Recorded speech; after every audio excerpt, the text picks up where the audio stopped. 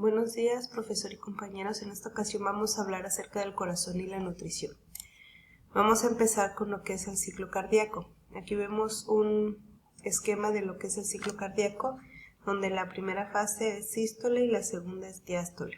Entonces, este ciclo está básicamente dividido en 4 fases. La fase 1, que es la fase del llenado. Aquí es donde se da la presión ventricular con la que se abren las válvulas del corazón. Tenemos 2 tipos de llenado, el lento, que es de 20% de llenado, y el rápido, que es donde se distribuye el 60% de la sangre. De ahí tenemos lo que es la fase 2, que propiamente es cuando ya se inicia con la fase de contracción o sístole ventricular. Cuando la aurícula se contrae, la presión en la aorta desciende porque la válvula aórtica está cerrada.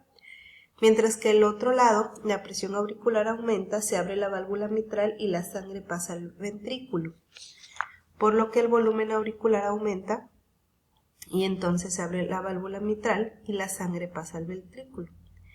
Bueno, en esta etapa todavía no hay suficiente presión para que se abra la válvula y entonces la presión de la aorta sigue disminuyendo. La presión ventricular aumenta, supera la auricular y la de la aorta y entonces la válvula mitral se cierra. De ahí tenemos lo que es la expulsión, que es cuando la presión del ventrículo es ya mayor que en la aorta, con la que la válvula aórtica se abrirá para permitir la salida de la sangre y entonces desciende la presión en el ventrículo.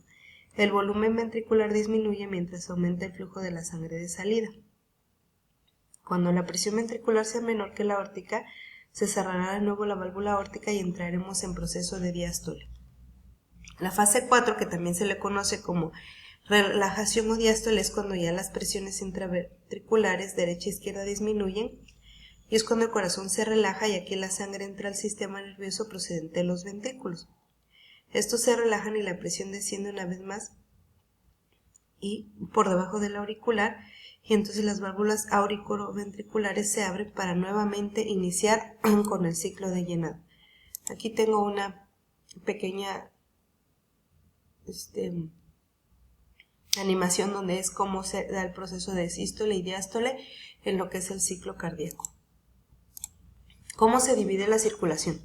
La circulación se divide en 2, en circulación mayor, que se puede conocer también como sistémica o periférica, y la circulación menor, que se le conoce como pulmonar.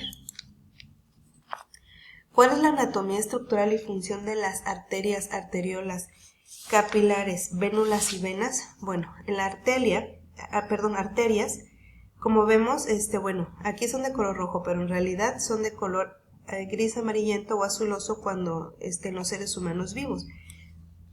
Los vasos, estas arterias se le conocen también como vasos y son los encargados de llevar la sangre desde el corazón hacia las demás partes del cuerpo. Están formadas por paredes gruesas y resistentes en capas.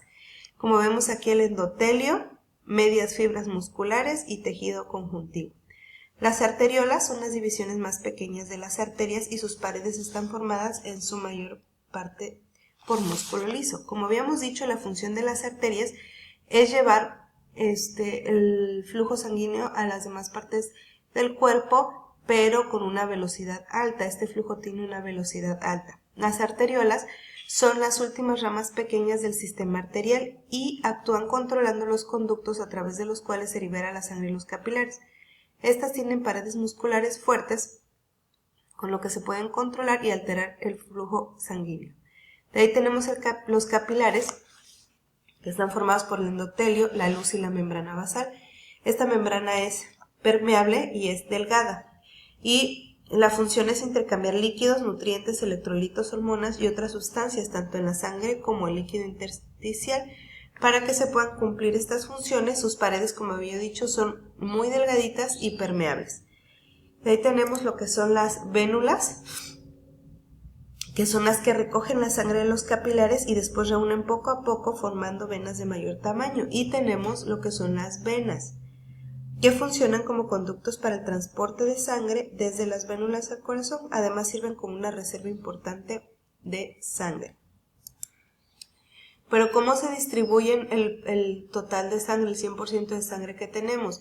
en el sistema circulatorio. Se divide en dos partes. El 84% va en los segmentos principales y el 16% en el corazón y los pulmones.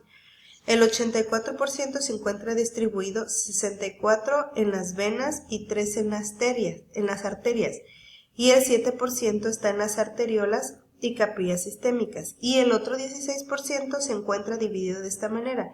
Son el 7% en el corazón y el 9% en los vasos pulmonares. ¿Cuáles son las distintas presiones que hay en las porciones del sistema circulatorio? Aquí podemos ver este esquema. Y bueno, dice que en la aorta la presión media es en torno a los 100 milímetros de mercurio. Debido a que el bombeo es pulsátil, la presión alterna entre una presión sistólica de 120 y una diastólica de 80. Ahora bien, en la terminación de las venas cavas, como vemos por acá, la presión media llega casi a 0, ya que es donde se vacía, es decir, en la aurícula derecha del corazón.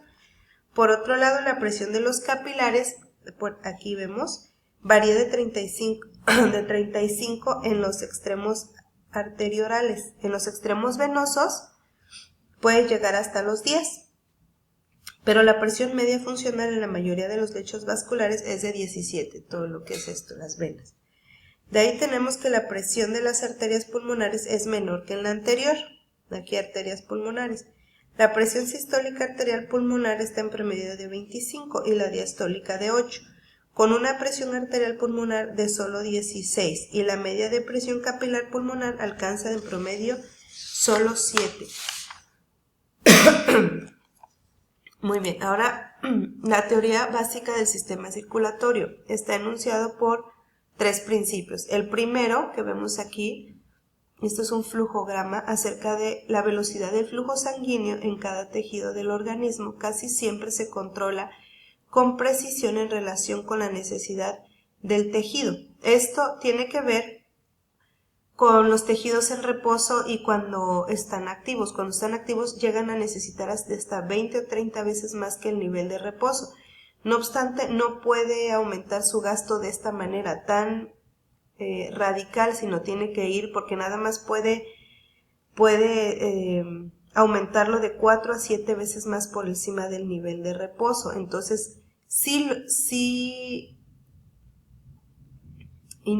manda todo el flujo sanguíneo que requiere, pero lo hace gradualmente. El número 2, el segundo principio, es que el gasto cardíaco se controla principalmente por la suma de todos los flujos tisulares locales, es decir, el corazón responde de manera autómata, ¿no? Está viendo que el cuerpo necesita más flujo sanguíneo, inmediatamente responde, aunque también necesita ayuda en forma de señales nerviosas especiales para que se haga bombear cantidades especiales de sangre. El principio número 3 dice, en general la presión arterial se controla independientemente a través del control de flujo sanguíneo local mediante el control de gasto cardíaco, por lo que podemos decir que la circulación atiende específicamente las necesidades de cada tejido en particular, como habíamos mencionado. Hablando del corazón, pues tenemos que hablar también de lo que es la sangre. ¿Qué es el flujo sanguíneo? Es la cantidad de sangre que atraviesa un punto dado de la circulación en un periodo determinado. Se expresa en mililitros por minuto o litros por hora. También tenemos aquí lo que es el flujo laminar. Es cuando el flujo, como vemos aquí, se mantiene en equilibrio a través de un vaso sanguíneo largo y liso. Es decir, todo va en un solo sentido, es una forma de distribución aerodinámica. Pero tenemos también lo que es el flujo turbulento, que es cuando se da, como vemos aquí en el esquema, en todas las direcciones del vaso y se mezcla continuamente en su interior. Esto sucede cuando existe una obstrucción en el vaso y hace un giro brusco o pasa sobre una superficie rugosa. Ahora bien, ¿qué es la presión sanguínea y cómo se mide? La presión sanguínea es la que ejerce la sangre al circular por los vasos sanguíneos y se mide a través de la fuerza ejercida por la sangre contra una unidad de superficie de la pared del vaso y se mide en milímetros de mercurio. Continuando con lo que es la sangre, como vemos en este esquema, la sangre es un tejido líquido que recorre el organismo a través de los vasos sanguíneos. transportando células y todos los elementos necesarios para realizar las funciones vitales. Los componentes son glóbulos rojos, que son como estas pastillitas, que son los que transportan el oxígeno de los pulmones hacia los tejidos y captan el anhídrido carbónico producido en los tejidos y que es eliminado luego por las vías respiratorias. Tenemos los glóbulos blancos, que son estos moraditos, que son los que defienden al organismo contra las infecciones bacterianas y virales. Tenemos las plaquetas, que aquí las vemos aquí, que son las que impiden las hemorragias favoreciendo la coagulación de la sangre.